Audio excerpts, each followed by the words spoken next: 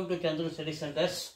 The third proportion of 10 and 20 is என்னன்னு கேட்குறாங்க. கவனிங்க, third proportion means A is to B, B is to C. இங்க பாருங்க, A, B, C மூணு letters வருதா? இதான் third proportion. இப்படி ஞாபகம் வச்சுங்க.